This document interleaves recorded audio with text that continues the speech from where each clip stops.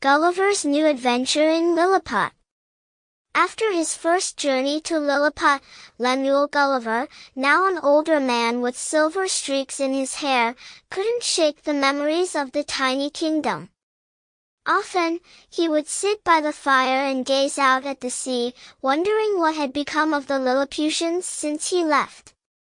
One stormy night, as the waves crashed against the shore, Gulliver felt a pull, an inexplicable urge to set sail once more.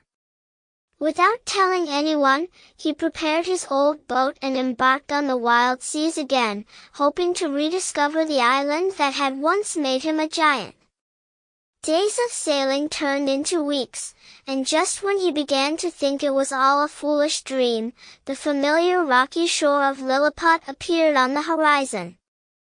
As he anchored his boat and waded ashore, Gulliver couldn't help but notice something odd. Everything seemed smaller than he remembered. Even for a land of miniature people, the homes and trees were much tinier. Suddenly, a trumpet blast echoed through the air. Out from the forest came a parade of Lilliputians, marching with their tiny spears raised.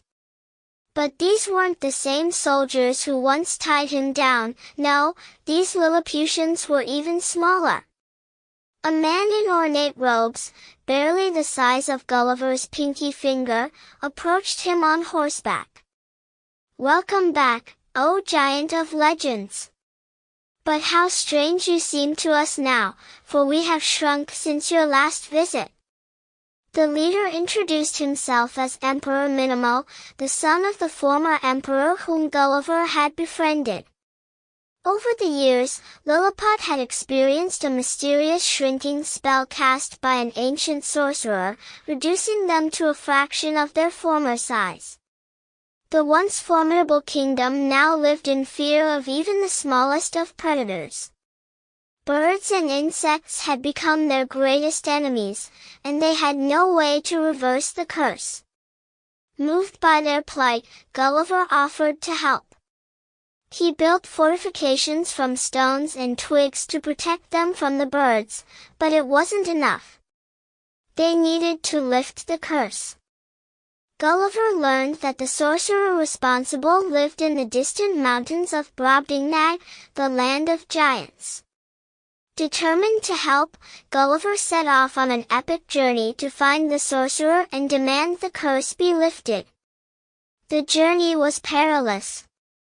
He faced towering cliffs, rushing rivers, and monstrous animals in Brobdingnag. When he finally reached the sorcerer's castle, he discovered something surprising. The sorcerer, an ancient, towering figure with eyes like the moon, revealed he had only intended to teach the Lilliputians a lesson in humility after their prideful past. Gulliver, in his calm and persuasive manner, explained how the Lilliputians had changed and suffered enough. The sorcerer, after much contemplation, agreed to lift the curse, but only on one condition: the Lilliputians must promise to live in harmony with the natural world around them, never again waging war on their tiny neighbors or seeking power through treachery. Gulliver returned to Lilliput, carrying a small vial of shimmering liquid that the sorcerer had given him. As the liquid touched the ground, the Lilliputians slowly began to grow back to their original size. Cheers filled the air, and Emperor Minimo vowed to rule with wisdom and kindness. Gulliver, satisfied with his journey, bid farewell to his tiny friends once more. This time, he knew it would be his last visit. As he sailed back home, he couldn't help but smile, knowing that somewhere out there, the people of Lilliput would thrive and live in peace, forever grateful to the gentle giant who had come to their aid.